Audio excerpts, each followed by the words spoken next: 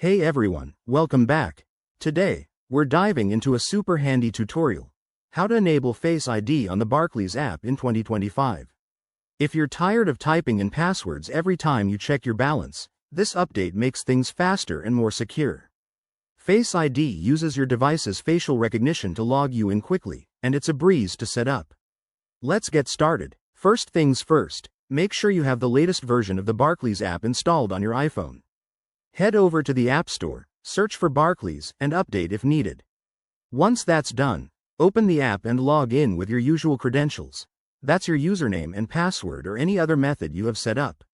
Now, tap on the menu icon, usually in the top left or right corner, depending on your app version. This will bring up a sidebar or drop-down.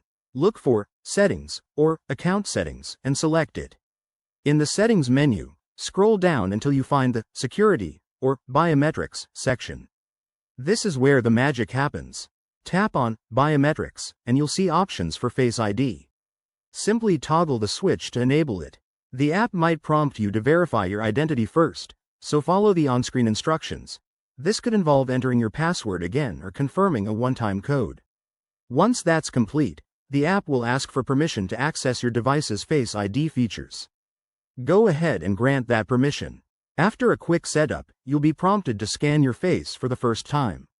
Hold your phone up as directed and complete the scan. That's it, you're all set. Now, the next time you open the app, it should automatically use Face ID for login.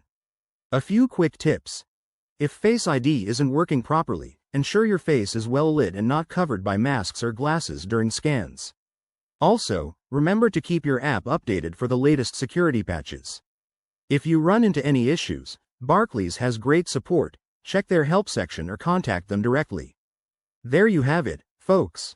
Enabling Face ID on the Barclays app is straightforward and will save you time in 2025.